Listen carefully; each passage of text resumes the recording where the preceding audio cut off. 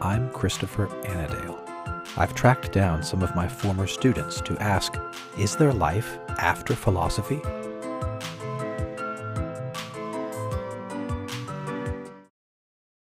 Welcome to Life After Philosophy. My guest today is Mother Asterone Dodeka Garry. She is a 2010 graduate of Mount St. Mary's University with a philosophy major.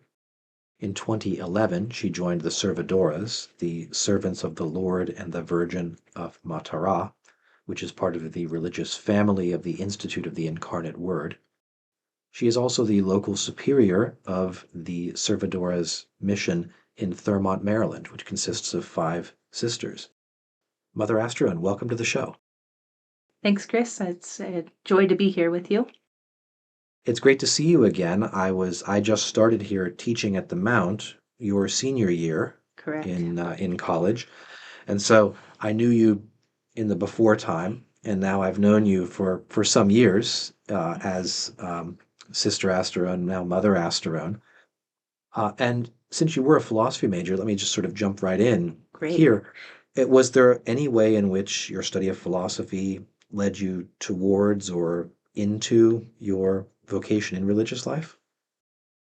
In many different ways, I guess I would say.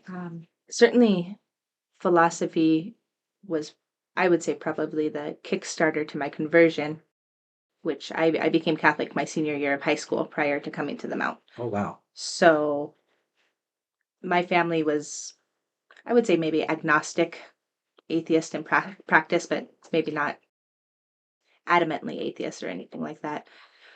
So growing up, I always had this desire for truth. And I think that desire for truth and thinking big thoughts and thinking about God, the world, man, our place in the world, all of those questions kind of led me to a conversion experience in my high school years. I became Catholic senior year of high school, as I said, which then led me to the Mount to play softball. And probably you're aware, the Mount's the only Division I Catholic liberal arts and smaller school that exists out in the Division I area. So I didn't know that. I didn't know that you were a softball player. I think I must have slipped my mind. Well, I think by my senior year, I had dropped softball. Mm-hmm. So I had played my freshman year and part of my sophomore year, and then decided that those were no longer my ambitions. Mm-hmm. And in fact, vocation-wise, that kind of became my ambition in college within studying philosophy. Accidentally, I think we could even say just the presence of the seminarians here on campus opened my eyes to the idea of a consecrated life, or a life that's dedicated entirely to God and to the service of God. So during my time here studying philosophy, I took a course with Dr. Jesse Jordan, Mm-hmm. who had just arrived here, and he put together this course. As far as I know, I think this was his own creation. It was an elective course, Contemporary Catholic Philosophy. I remember that one. It was an excellent course. I really encourage him to offer it again, because it's an excellent course. And the idea of the course is to ask the question: how does the Church, how does Catholicism, how does Catholic thought respond to modern philosophy? And we studied a variety of different opinions and philosophers and responses, going from let's dig in our heels, go back to St. Thomas, pretend nothing else existed, Right. to going, let's accept modern philosophy and their principles, and we can have a Catholic worldview together with these principles. And that sparked a love and a desire in me to answer that question. And I don't feel that I ever answered it during that course, or found an answer to that in our course. Yeah. And so I would almost even say that question was a temptation to my vocation that I found, or at least I thought of it so at the time. And so as God was working in my spiritual life and I was feeling this call to the religious life, I also had this intellectual call and desire. And at the time, they felt very opposing or contradictory, Yeah. I suppose you could say. So on the one hand, I wanted to continue my study of philosophy and to be able to dedicate myself precisely to that question. On the other hand, Mhm. I was feeling this call to the religious life, and specifically, I started feeling this call to the order that I belong to, the Servants of the Lord, which is a missionary order. We're missionary, we're Marian. Joining this order means you could go anywhere in the whole wide world, Oh from my goodness. Papua New Guinea to Africa to Argentina. Mhm. In the end, God won out, Yeah. as he does, right? And I did join the Servants of the Lord. I spent 2 years. I did my novitiate year, professed my first vows, and then we have 3 years dedicated to the study of philosophy and theology. So a continued study Okay. there. Wow. 2 years philosophy, and then actually about a year and a half of theology. Mhm. Well, where was that? And that's local, in-house. Okay. We take it in our house of formation down in Washington, D.C. Mhm. So I spent 2 years there in Washington, D.C. And then for our third year, we all are sent to Italy. And we study in Italy, again, in-house, but this time with missionaries from around the world that are in the same year of formation. Oh, wow. So I lived with 90 other sisters, Oh my goodness. ranging from Ukrainian sisters to African sisters to sisters from the Philippines, a handful of us from the United States Mhm. had gone there. And there we dedicated ourselves to the study of theology in Italian when, we hadn't studied any Italian at that point. How did that go? Picking up Italian quickly, did you find it an extra challenge, or did it you sort of all carried along with the swiftly moving current? Some of us fared better, some of us fared worse. Okay, that's fair. Yeah. I think what's helpful, at least, is, having studied part of our formation courses, and it was study of Latin and of Spanish. And Spanish is our language, our universal language in the order. So Mhm. Italian has many of the same roots as, Oh, sure. it's a Latin-based language. So Yeah. that wasn't too difficult, at least for myself. And especially when you're in the world of philosophy and theology, you can pretty much at least understand by reading, Mhm. even if it's a little bit more difficult in the apostolic range if you're out doing parish work. Understandable. I can't promise I understood many of the Italian ladies when they tried to speak to me. But in the intellectual side, that was a little bit Yeah, easier. that's wild. That's fantastic. So it looks like you basically sort of had this sort of mixture of doing philosophy study here at the Mount, along with feeling a call to vocation, the sort of call to vocation, sort of crossing a threshold after you'd graduated, and then more philosophy on the other side of that. Right. Two more years plus a year of theology, and then in a foreign language, no less. Mm-hmm, mm-hmm. Wow. Yeah. So I could say philosophy has been part of my life since graduating, which I might be one of the few that have that as part of their ongoing daily Mhm. daily spheres of life, I suppose. That's marvelous. I'd like to go back a little bit, if you don't mind, because Sure. I'm curious, and I don't want to get you in trouble or pin you down necessarily on the answer to this question, but I am familiar with a certain tension among Catholic philosophers today of different types between sort of at the one end, the sort of old school back to Thomas view. Mm-hmm. Modernity has been a 300-year mistake, and you know this because you took modern philosophy from me, and I Mm-hmm. teach that course regularly. Mm-hmm. And then on the other side, the sort of phenomenology and other important areas of philosophy that have opened up in the 20th century Right. that can have a certain Catholic practice and maybe relevance to, and even new insights for the church and for the Mm-hmm. glory of God. And at the extremes, as extremes are, there are arrows shot back and forth between phenomenology is terrible Right. and is a horrible mistake, and don't not even once, right? I've heard people say phenomenology not even once, versus from the other perspective, from the other extreme, the sort of dead hand of the past, the let's travel back in time 700 years as though there were no modern world. Without trying to sort of force you to take one side versus the other, how has your thought developed in that kind of environment? I mean, given two extremes, we'd obviously like to say both and in some fashion, but Right. what is, especially in light of your subsequent philosophy formation, where did you come down sort of on that along that spectrum, if you don't mind my asking? Sure. Actually, that touches right at the heart of kind of what I'm doing in philosophy these days as well. Mm-hmm. And even connects to how philosophy get into my vocation. Yeah. So that question that I had in Jesse Jordan's class about precisely this, right? Like where can Catholic thought fall on the line of modernity and tradition? Where does it fall? Yeah. When I was visiting our sisters down in Washington, D.C., before I had entered, I helped one of the sisters reorganize their library. And that allowed us a conversation about philosophy because all of a sudden you had all these books of St. Thomas, you had the Summa, the entire collected works of St. Thomas.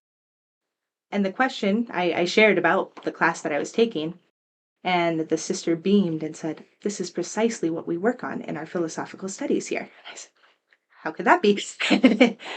And our order has been entrusted with prolonging the works and kind of promoting the works of Father Cornelio Fabro.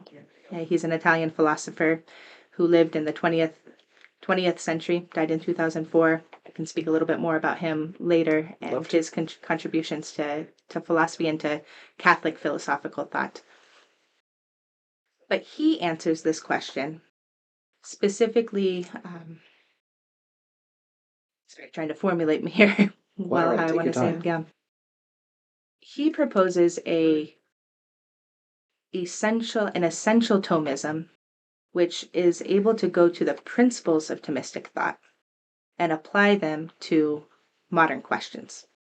And so you have principles of metaphysics, principles of, your basic anthropology, but being able to bring those principles to and converse and dialogue with, and in some cases combat against modern philosophy principles.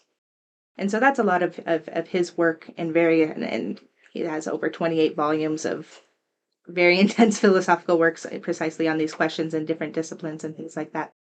But so sorry, to go back then to your question. I believe that St. Thomas's principles, this essential Thomism, allows one not to be rooted so much in the past, dig in your heels 300 years ago. We can't go forward at all. Right. And allows for a dialogue with, and we could say, modern philosophy brings up many questions of man. There's a perennial desire and longing and new questions that come in the heart of man as time goes forward and in the culture that man finds himself, in the world that he finds himself. And those questions are new and they need to be answered. Yeah. But they can be answered also within a Thomistic framework, an essential Thomism, a Thomism that's principle based rather than a systematic base. If that makes sense. I think I see. I think I see what you mean. It's fascinating. Yeah, maybe freedom could be like an example, right? The question of freedom.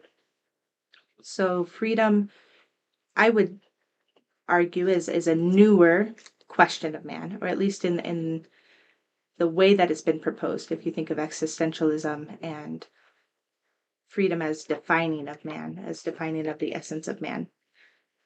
If you look at a kind of staunch Thomist, you could have the question of, okay, what is free will? And you can answer these questions according to kind of a very basic reading of St. Thomas, no problem.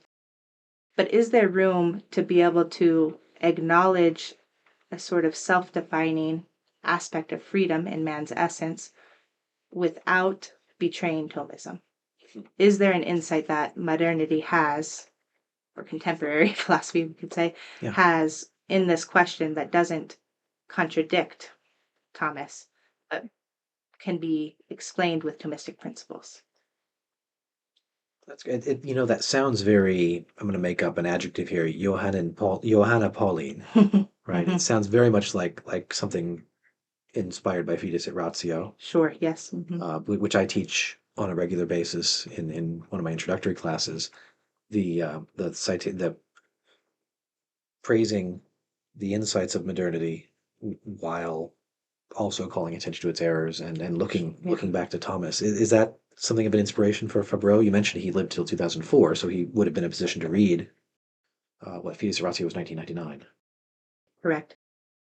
I don't know for sure if he had any influence on Fides et Ratio.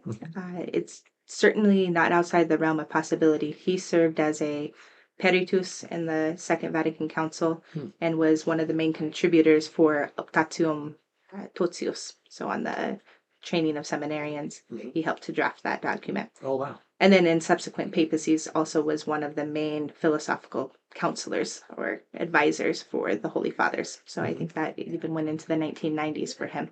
Oh, wow.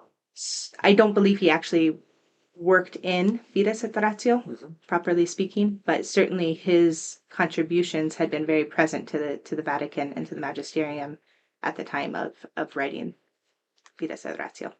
And certainly that is the vision that we're looking for in terms of answering this question of Catholic thought in the context of modernity. That's remarkable. It turns out, although I've known you for a long time, I seem to know relatively little about Cornelio Fabro. Is there in the time that you've been in charge of the Cornelio Fabro project, has there been a particular success that you can look back on, or that is there a particular project you're looking forward to the completion of in regards to trying to translate and promote his work? Been a little bit difficult in the English speaking world. I can honestly say that we've been working on the English project probably for the past 8-9 years or so, and we have managed to publish a handful of his volumes. Some of them, although I find very important, might not be a wow shocker to the English speaking philosophical world at this point. But I'm currently working on a volume entitled Metaphysical Notion of Participation, which I believe is going to be one of the kind of core volumes that is going to contribute a lot to intellectual thought and ongoing discussion. Oh, wow. Additionally, I worked a lot on, and it kind of paused this project, and I really am looking forward to coming back to it, is his God in Exile. It was published in 1954, originally by Gibbs. I can't remember his first name, professor in Toronto. Okay. The translation was done very quickly, and so there are a few things that I think I would like to work in and kind of refine within the translation. But God in Exile is Cornelio Fabro's commentary on how the modern principle of immanence is really at root of modern atheism. And I think that is going to be one of the most important works to really get back into circulation within the English-speaking philosophical world.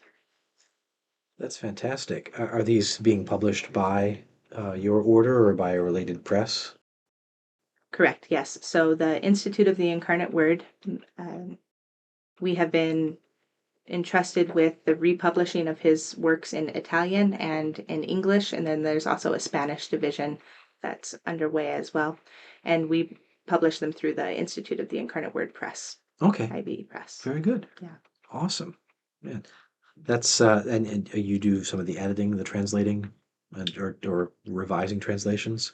Correct. It's a little bit of a difficult process, as I'm sure you can imagine, Yeah. to go from Italian into English, especially with a thinker as bright and as profound as Father Fabro is and was. So the way that it works in our project, at least, is usually we ask kind of an expert in the field if they would like to translate. So they do an initial translation. And then with that draft comes to my desk, and I do a back and forth between the Italian and the English, line by line, paragraph by paragraph, chapter by chapter, to first of all make sure that we have a good fidelity to his language.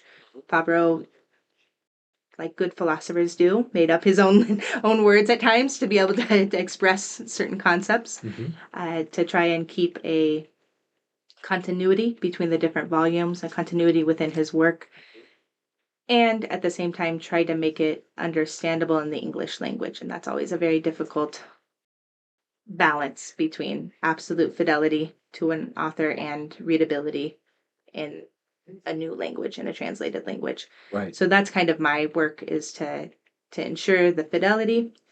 Many of the scholars that are doing the translations aren't necessarily Fabrian scholars, so they miss certain nuances. I try to catch those, and then also try to make it readable and understandable in the English. Boy, that's an enormous project across multiple volumes, especially the consistency, right? Yes, Making sure the same yes. words are translated in the same way, and perhaps, I suppose, for someone in your position who's read a lot of his work, getting a sense of the different levels of formality, the different registers in which he writes, Sure. when he perhaps sometimes being ironic or joking, and other times deadly serious Right. or profound. Yeah. Wow. So that's been a big project for you, a big ongoing project, and you're doing all this while you're still part of a missionary order, and also the local superior for a house, a mission responsible for other sisters and their missionary activities. Maybe we could talk a little bit about that. Sure. So what's you've been, although you're fairly young, you're the mother among the community of sisters in this local house. I could ask how you came to that role, though I expect it was given to you, assigned to you. Precisely. But then what does that entail, and how has that sort of enriched your life, both your vocation and your intellectual life? So our coming to the Thurmont Emmitsburg area was actually linked to this project of the Fabro project. I had been assigned to the project and had been working in the project for 2 years prior to the mission here in the Emmitsburg area opening.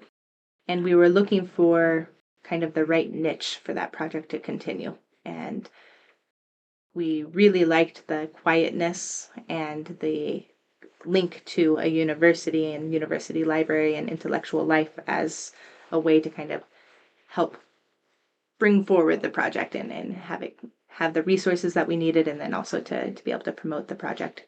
And so by God's providence and a need opened up in the grotto, that we were able to found a community here in the Emmitsburg area.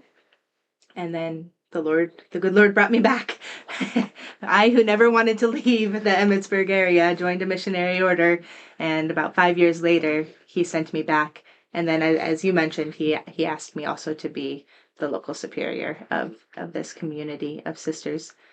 We began as 3, and then we've grown now to 5. We've been here almost 6 years. November will be 6 years in the Emmitsburg area, and it's a big responsibility I believe it.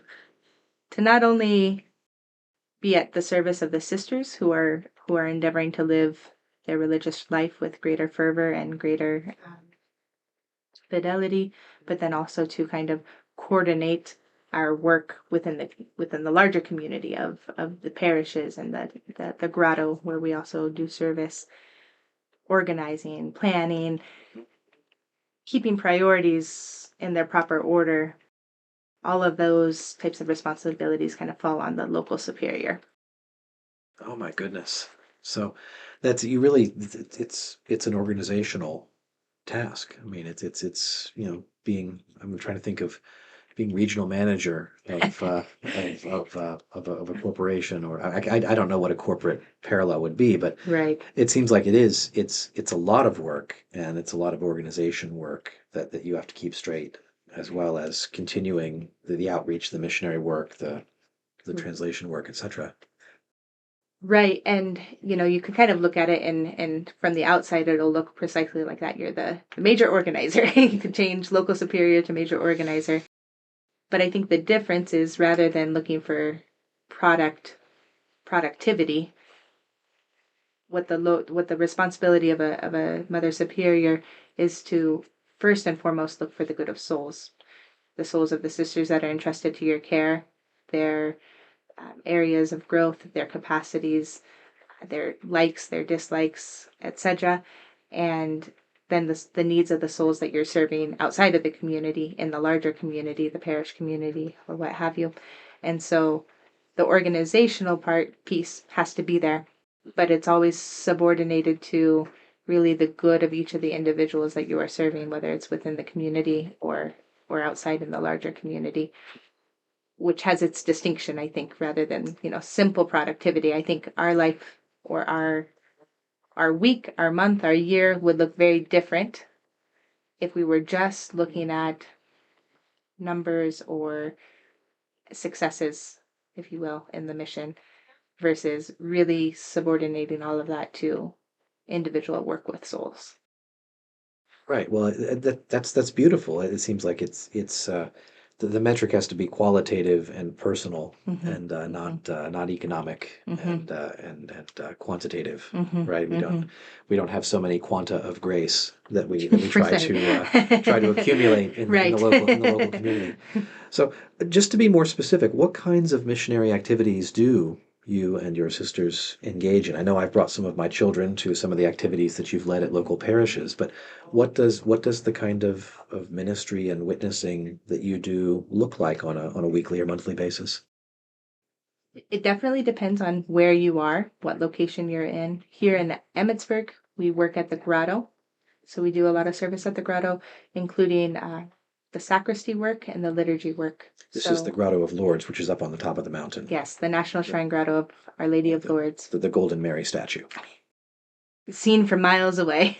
Always a sign of home when you can see her as you're driving up 15. So many people talk about that when I mention Mount St. Mary's University. Probably our new president, in fact, President Joyce, would say that he'd driven by here seeing our golden statue long before he knew much about this particular place. Go on, please. Great. So up there, our main goal is to foster the pilgrim experience up at Our Lady's Grotto. So we seek to enhance the liturgy, to facilitate the offering of the sacraments, especially the sacrament of confession. The chaplains up there are offering that day in, day out, hours per day. The chaplains at the grotto are IVE priests. Correct. Right? Yeah. So we work together as a religious family up at the grotto.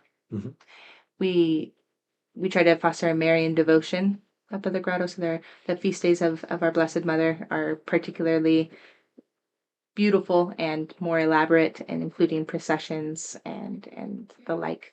We do the big May crowning. The May crowning is one of the biggest. To the giant halo of flowers that's lifted up by the crane on top of the statue. People who've seen it will remember it, but of course. And I've always wondered if I'd have the courage, if they ever asked me, would I be willing to go up and crown Our Lady? I don't know. I've seen some of the drone footage from the recent ones, and it really is. It's got to be certainly for somebody like me who doesn't like heights, it would be terrifying to be not only on top of the mountain but up on a crane arm. Crane all the way up above the statue. So yeah. So we're there at the grotto. We also work in the surrounding parishes. So there's 3 parishes: Our Lady of Mount Carmel, St. Anthony's, and St. Joseph's. We also help with the liturgies in these areas, try to provide the music for our liturgies.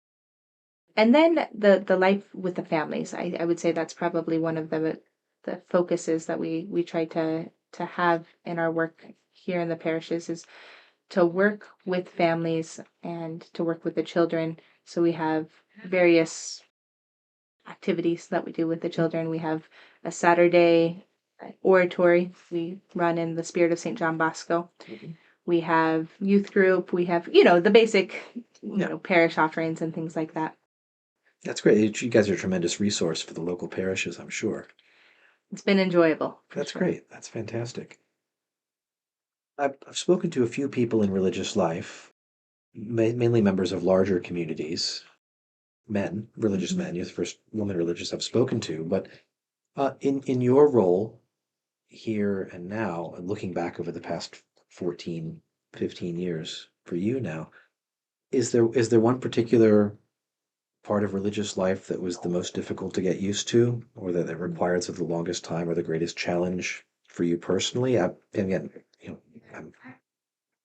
Forgive me for asking if it's the wrong sort of question, but I'm trying to think of from the perspective of people who don't know what it's like to be 14 years into a vocation. What's that like? Does it click suddenly, or do you grow into it and you sort of feel at some point I've kind of become the person that I need to be in order to thrive in this role, Mm-hmm. or is it sort of forever ongoing? Never had that question articulated in quite that way, but I like it. I like it a lot. Okay. Often you hear, okay, what is the most difficult part of religious life? Or when did you know it was right for you? Or I would say the depth of my answer has changed with time. Certainly when I first entered the convent, there was an immediate relief because I had spent so many agonizing years and months and years trying to discern what was God's will for me. And so all of my energy, all of my thought, all of my questioning in life was, what does God want from me? What is my vocation? And so you agonize over that.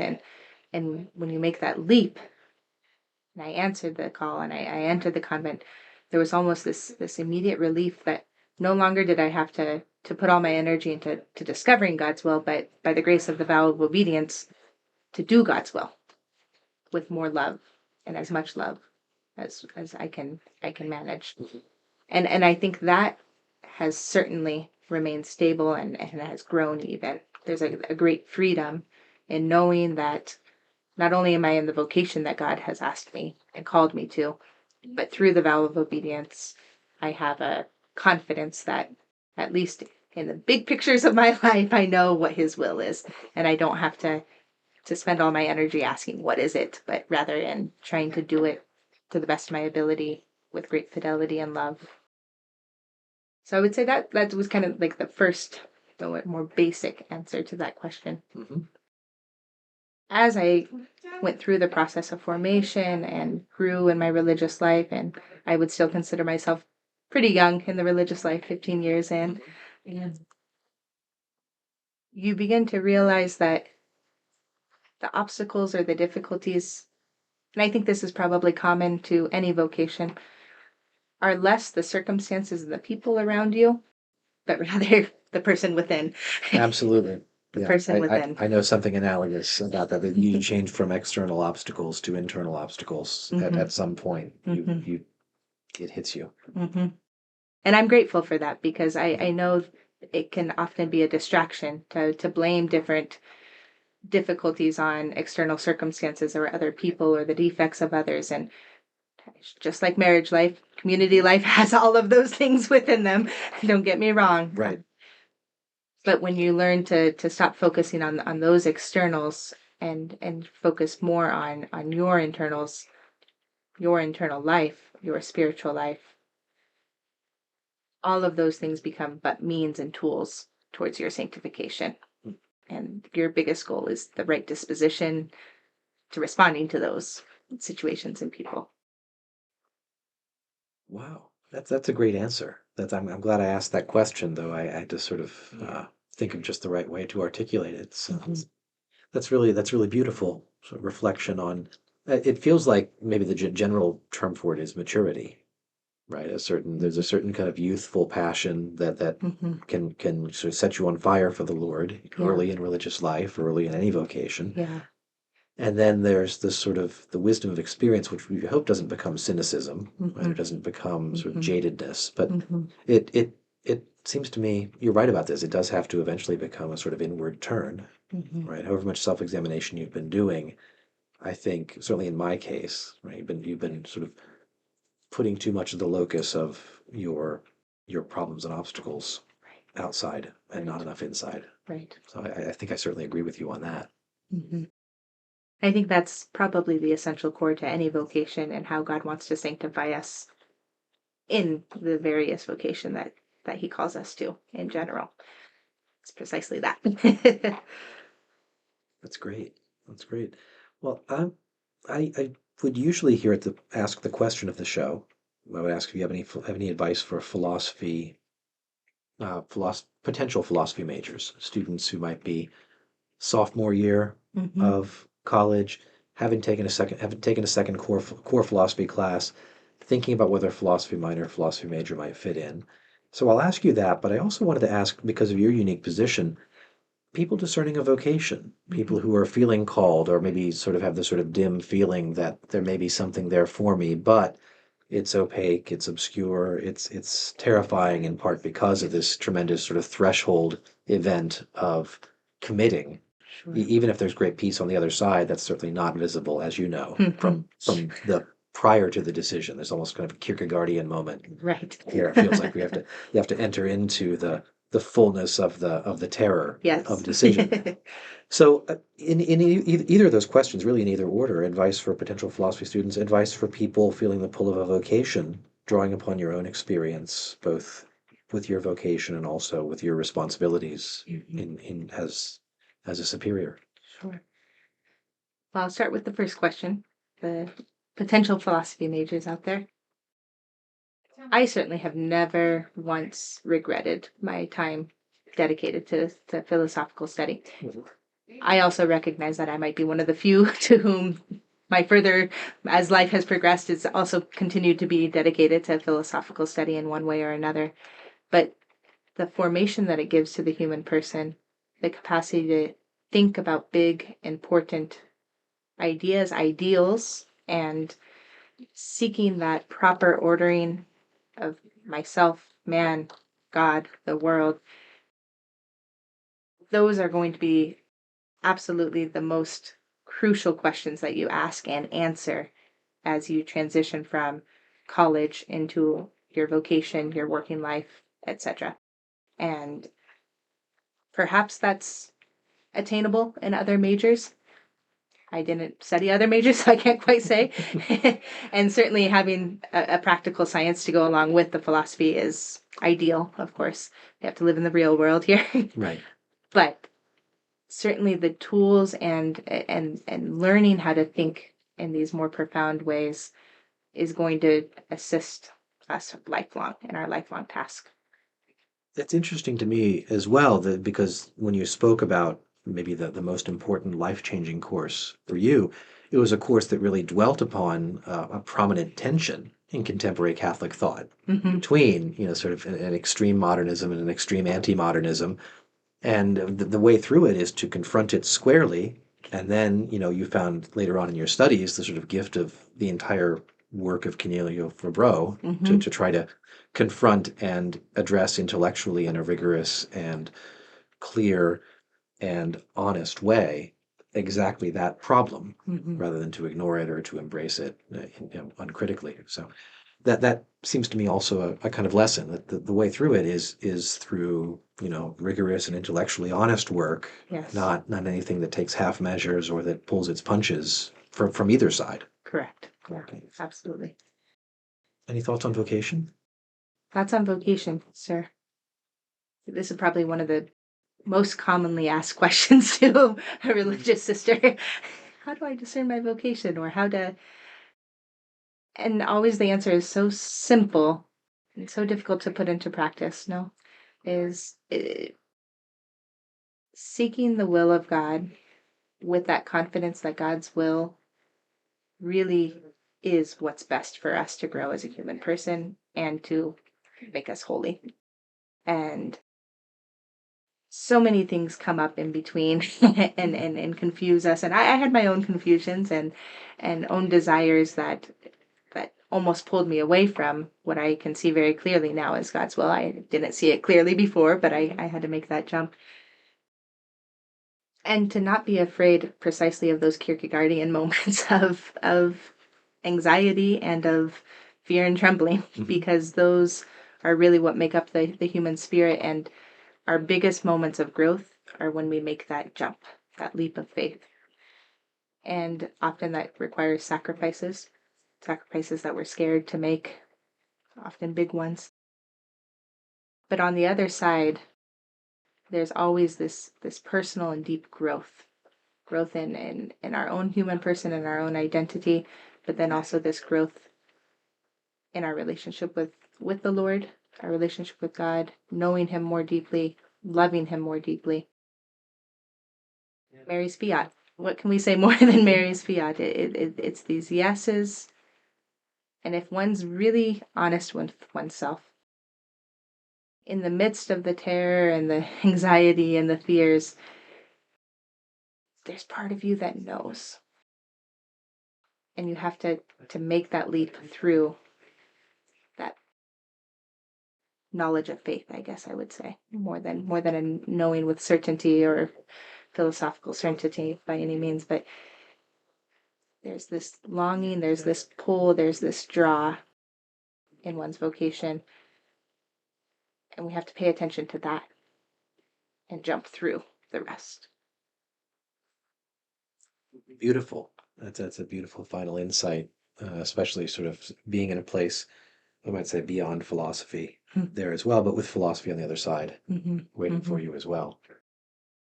Beautiful meditation to conclude our episode today. Thank you very much, Mother. My guest today has been Mother Asterone Dodeka of the Servadoras community. Thank you so much for being on the podcast today. Chris, thank you. It was my pleasure.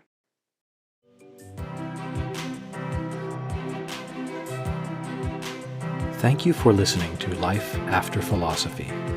If you enjoyed the podcast, please rate it 5 stars and share this episode with a friend. I appreciate your support.